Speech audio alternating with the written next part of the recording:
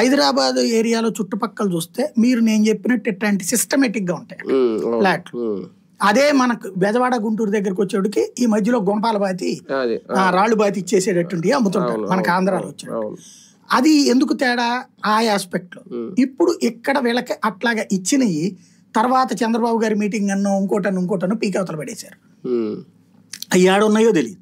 ఇంకోటి వాళ్ళకి developed flat అనే కాన్సెప్ట్ లేదు అక్కడ. ఇంతవరకు ముందు అసలు ఊరు డ్రైనేజ్ సిస్టమే పెట్టకుండా వీళ్ళ ఏరియాకి డ్రైనేజ్ సిస్టమ్స్ ఏడ పెడతారు?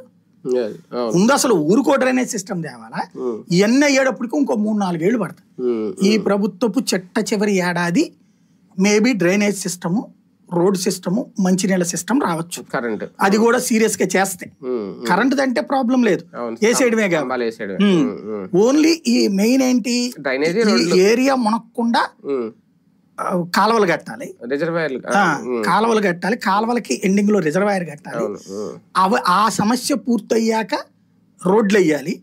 రోడ్లు వేసిన తర్వాత ఆ ప్రాంతాలలో వీళ్ళకి డ్రైనేజ్ సిస్టమ్ వేయాలి. ఆ డ్రైనేజ్ సిస్టమ్ పక్కన మంచినీళ్ళ సిస్టమ్ పెట్టాలి. ఇవన్నీ పెట్టాక కరెంటు ఫిక్స్ చేయాలి. ఇవన్నీ చేయడం ఒక్క రోజులో అవుతుందా? ఇవన్నీ అయ్యాక అవుతాయి. అంటే దశల వారి ఇంకా 3 ఏళ్ళు మినిమం పడుతుంది ఇవన్నీ అవ్వడానికి. ఇప్పుడు కావాలంటే ఇస్తున్నారట ఆ రాయేసి ఇవ్వడం వరకు. బట్ ఆ రాయేసి ఇచ్చిన ఆ కాగితాన్ని చూసి బ్యాంక్ లోన్ ఇవ్వట్లేదు. బ్యాంక్ లోన్ ఇవ్వను అంటున్నాడు. గతంలో మొదట్లో ఇచ్చారు కొంతమందికి. ఇచ్చినటువంటి వాళ్ళకి ఐపీ అయింది. బ్యాంక్ వెళ్ళి వేలం వేద్దామంటే అక్కడ స్థలం ఎక్కడుందో తెలియదు, కాగితం ఉంది ఆడి దగ్గర. కాగితాన్ని వేలం ఎత్త